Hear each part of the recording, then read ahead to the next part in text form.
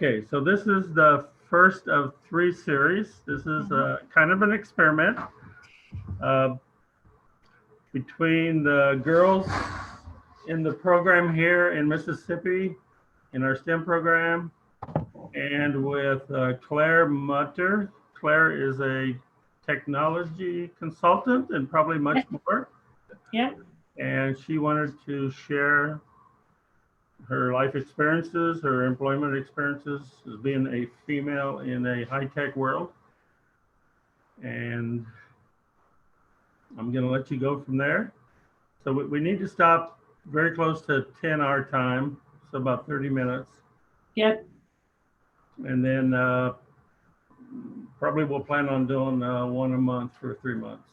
Okay, that's fine. Yep. Well, don't worry, I've got a meeting with my boss at 10 o'clock. So yeah, I don't think I better be late for that. I wanted to tell the girls that the British English is more advanced, and so we may not understand a lot of your words. So I want them to feel free to ask you. Yep. So if you don't understand me, just raise your hand, okay? And then Ray will try and translate. All right. Okay. So bit about me. My name's Claire. I work in a small technology firm in England. The firm is called Agilicis. And what we do mainly, we do a lot of digital solutions and a lot of Microsoft solutions in local government and also in sort of local healthcare. Okay. So we've been very busy during the pandemic in England. I don't know if you've looked at the news at all, but we're in our 3rd lockdown now. So at the moment, we can go outside and meet one other person. We can take the dog for a walk, but nearly all the work that we're doing is online. So a lot of government services are having to be provided remotely through Zoom calls like this or through only a few key workers. So our company is heavily involved in a lot of that. Bit of background on me. So I grew up in a city called Birmingham. So you call it Birmingham over there. We call it Birmingham. And that's in the centre of England. And I went to a school in a very poor area, actually, of the city. It was called Handsworth. And it was an area where we had an awful lot of people from different backgrounds, really. Many of whom had come into Britain to seek refuge. So one of the classic things that would happen to me when I got off the bus in the morning on my way to school, there'd often be guys who'd stop me and offer me drugs. So that was that used to be a common experience. And it was quite a challenging area. There was a lot of riots, a lot of problems, a lot of crime. So it was an interesting place to go to school, really. And I was there in my main school, which would be the school where you are now. I was there for about 7 years. And when I probably got to about 17, I had to work out what do I want to do with my life. Now, I'd been quite lucky. I was had a small job in a shop where I used to sell cosmetics. So that was quite fun because I used to get the free testers, so I didn't have to buy anything. But my school basically said you can do more. If you want to, you can do more. So I had to go into university. Now, my parents, lovely parents, but they had one qualification between both of them. They'd never gone beyond education beyond 16. And both of them said, well, we don't want you to be disappointed, Claire. I said, well, what do you mean? And they said, well, you won't make it because nobody else in our family has got to university. So we just don't want you to be disappointed. Are you sure you want to try? And one of the things about my personality, which I think has really helped me, if you tell me I can't do something, that really annoys me. It's a bit like daring me. So if you say I can't do something, then I will absolutely do my best to prove you wrong. And it's been something that's quite helped me, because one of the things I worked out early in life is if other people can do it, it must be possible. It's got to be possible. So I tried for university, and I ended up getting in. And the reason I got in, I kind of cheated. Now, let me tell you what I did. So there's some good universities in Britain, but a lot of the top courses can be very difficult to get in. So I actually chose to do a course that nobody else wanted to do. So hardly anybody else wanted to do it. So it was much easier to get in. And also, as a woman, not many girls applied for it. And the university were desperate to get more women in. And the course I did, it was a course called archaeology. Now, have any of you ever heard of archaeology? Do you know what it is? Any ideas? You know it. Answer. No? Yes, they said yes. They're just shy right now. You do know what it is, you're being shy. Okay, so it involves a lot of digging up old stuff, right? So as a result, I got into a very good university. I was really lucky. And then end of university, I thought, well, now what do I do? So I thought I better get a job, I suppose, and it'd be really good to get a job as a graduate. So I applied to all sorts of jobs, and I eventually got into one with an insurance company. Now, one of the things I discovered quite early on, and it was a bit of a shock, was going into finance, because that's where I started. There were virtually no women at all. Okay. And in one department where I was working, there were 200 of us. Guess how many women there were? Have a wild guess. How many do you think there might have been? 2, 3. Very close. Try one more. 6, 4. So, world has moved on a bit from then, but I learned then to use what you've got, really. Now, if you're different to other people, you stand out, and you can use that to your advantage. So quite a few people would say, this is terrible, there's not enough women here, this is nightmare. And it was bad. But I worked out that actually, if you were one of 4 women in a department of 200 men, you got a lot of attention. People knew who you were, and they got to know your name really quickly. And I've always used that to my advantage. Okay. Now, many people will probably say to you, well, how did you plan your career? What did you do? I didn't plan anything. I'm not saying that's the best way to do it. I would say that's probably not the strongest approach, but I like to take opportunities. So if there's a door open in front of me, I tend to walk through it. And how I got into technology was through a back door. I think the way that you're looking at it is far better now, if I'm honest. But I was offered an opportunity in the company that I was working with to get involved in a big project. And they were looking to put in a new technology system to help run a whole area of the business. And being one of only 4 women in the department, everybody knew who I was. So when I stuck my hand up and went, I'd like to do that, they went, oh, we all know Claire. So in I went to this technology project and loved it. Got on very well with the different project people in the team, and realised that by walking through that open door, that was what I wanted to spend the rest of my life doing, being involved in technology. So what I do now, I work in a company that we do a lot of what they call digital and smart technology. So a lot of what we do is we work with Microsoft, but we also do projects where we're trying to make people's lives an awful lot better. So if I give you an idea, a lot of people in England live in accommodation that's provided by the government. It's social housing. And a lot of them don't have much money for fuel. It can be very challenging, particularly in some of our cold winters that we get over here.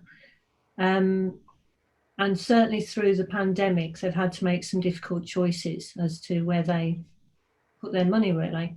And what we do is to try and help them. We put a piece of kit in, it's about that big, and it's a monitor, an electronic monitor.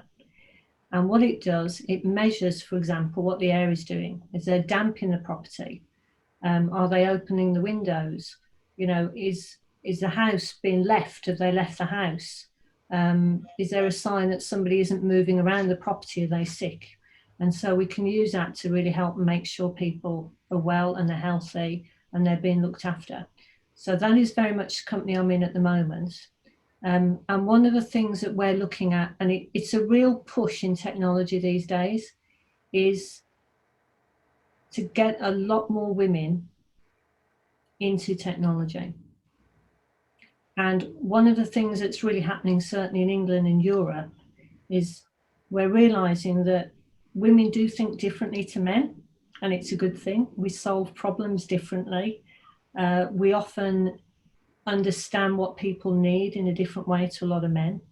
And so a lot of companies are trying to attract more women in at all grades, at all levels, because they want that different way of thinking. And so there is a real push certainly in my country. If you look at the firm I'm in, and Ray, we can set you a little assignment to have a look at the firm I work for. Increasingly, a lot of the people that we're recruiting are from different backgrounds. Not all of them have gone necessarily to university. A lot of them are women.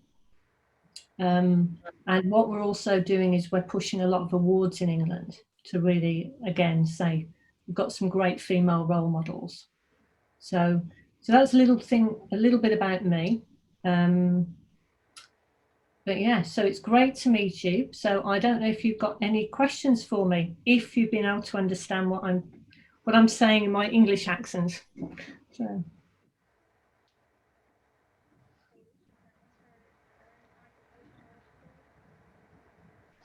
Tell us exactly what you're doing right now in terms of work.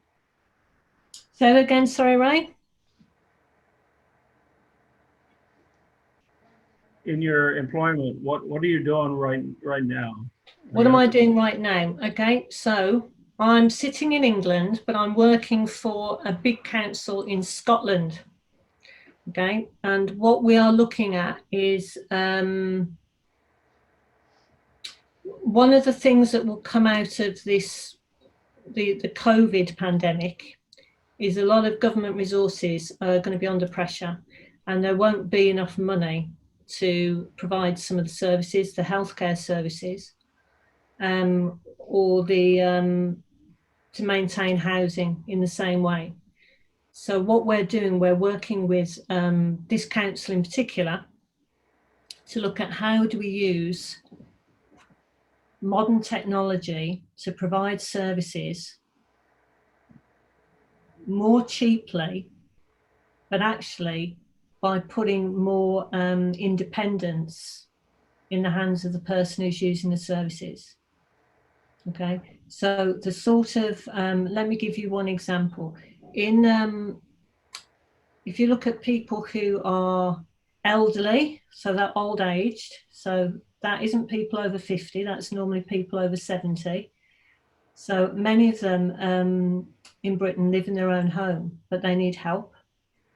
And often the governments are paying people to go into their properties and give them their medicine.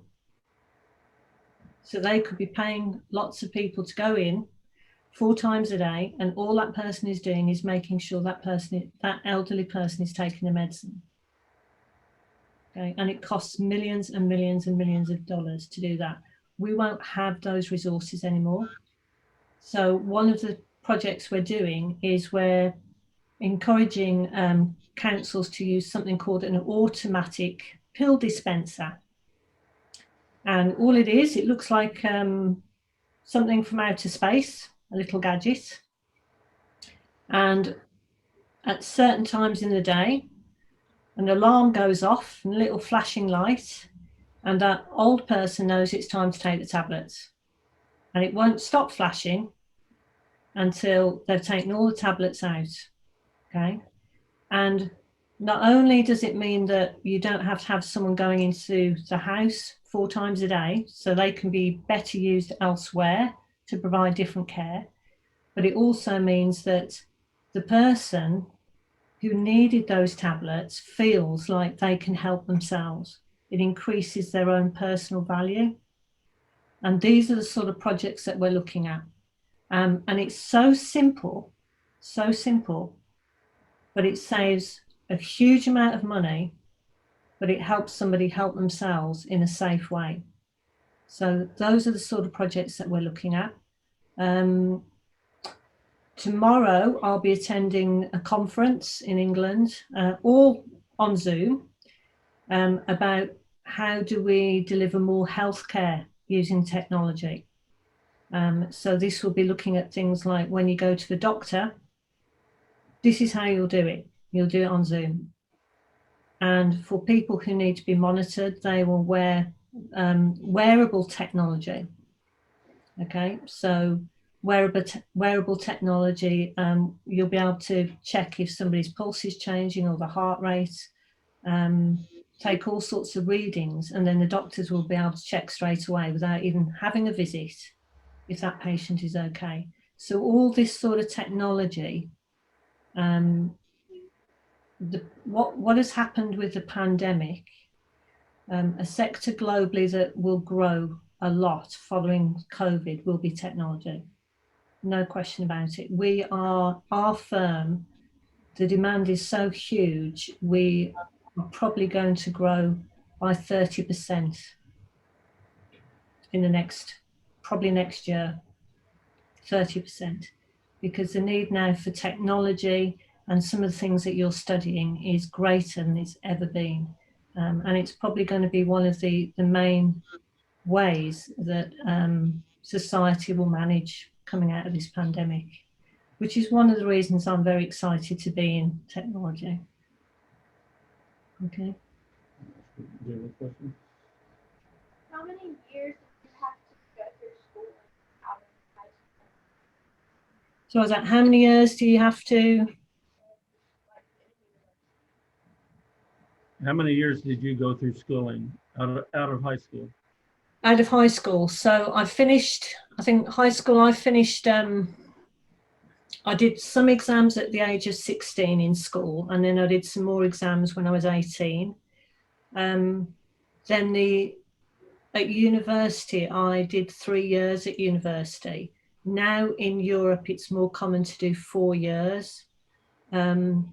One of the things that is happening increasingly is a lot of companies are looking to do what they call them internships.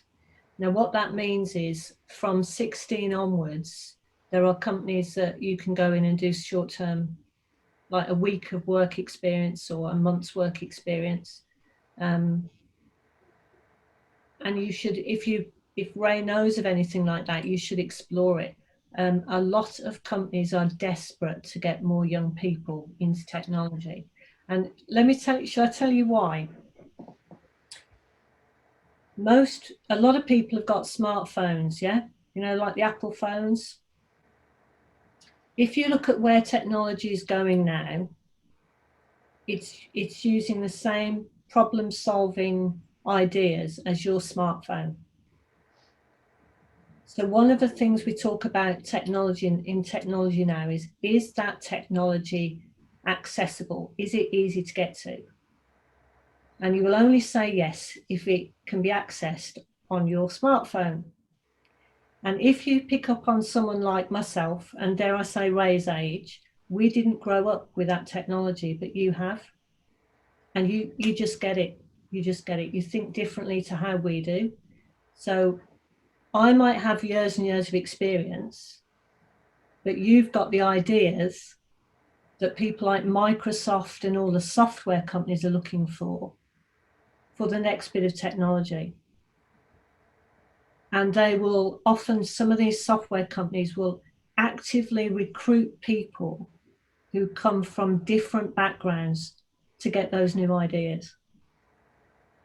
If you went into a job interview and there was somebody aged 50 and someone who was aged 19, and it was a software company, they'd probably be a bit more interested in a 19-year-old if they've got some good ideas, because you've grown up with this technology.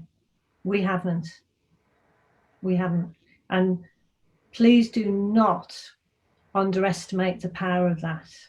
You understand technology in a way that anybody, I would say, over probably the age of about 30 just does not get it in the same way.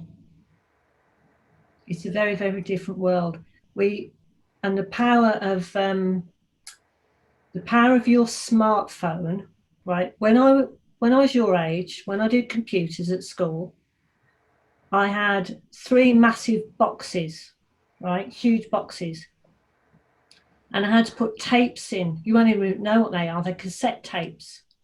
Ridiculous, tiny little things. You had to put the cassette tape in, and you had to type on this massive keyboard. And the television monitor was like huge, okay? And the printer, if it landed on your foot, it would have broken your toe. And when I did my computer homework, I'd have to arrange a car to come and collect me to get the computer home. Okay? So that was probably about, I'm giving my age away now, almost 30, yeah, probably about 40 years ago.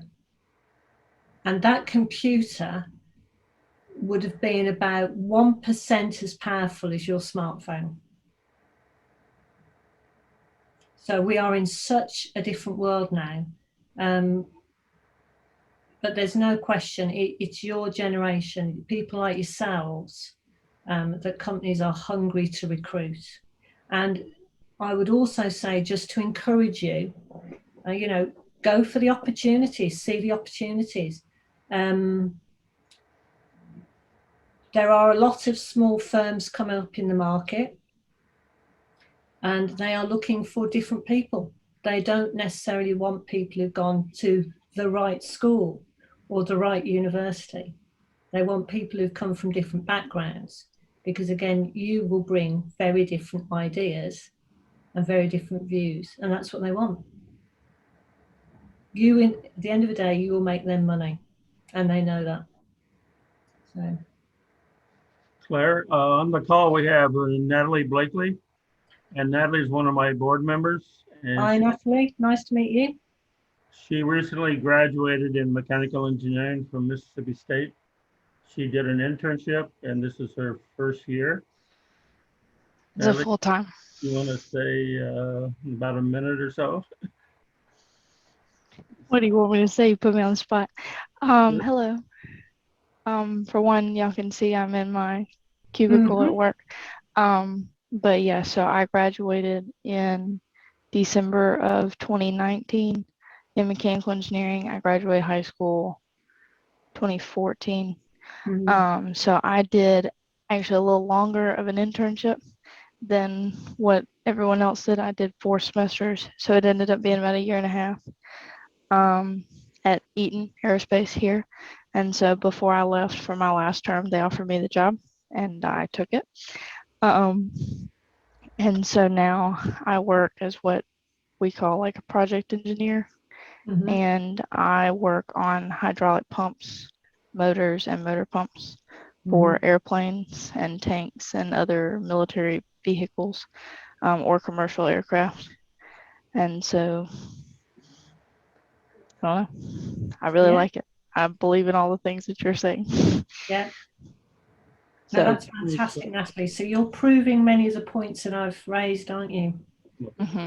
So you were saying the intern thing, and I was like, yes, do that. Oh, yeah, definitely. Because it definitely, if you do a good job as an intern, a lot of times it will lead to a full-time position. And even if it doesn't, when you graduate, you have good experience on your resume that you wouldn't have otherwise had. Mhm. So even if they don't offer you a job, that's okay. You can go get a job somewhere else, that's fine. But you can't replace that experience with just your schoolwork. Mm. We call them co-ops here. Co-op or intern, there's both. And so for an intern, it's like the shorter term, I guess, is usually like a 1 summer deal. And then co-ops, it's like a 3 semester, so it ends up being a year. Which, yeah, it delays your school a little bit, but then you have the experience. They're almost always paid. Yeah. And then you can get a job afterwards. Make yourself marketable, as you said. Yeah, absolutely. I agree with that. I think the Claire, we only have more, a few minutes, so I'd like to go around with the girls and have them Mhm. tell you what type of career they're thinking of at the moment, yeah, or types. And that'll give you an idea for next time we get together. excellent. Just say your name and I'm Brighton, and I'm going to go to medical school to be a pulmonologist. We're struggling to hear a little bit, Ray, I'm afraid. okay. Good. Just yell it one more. Okay, I'm Brighton, and I'm going to go to medical school to be a pulmonologist. I'll just Pick that up. Not quite, sorry. Okay. You're going to have to stand, that's it.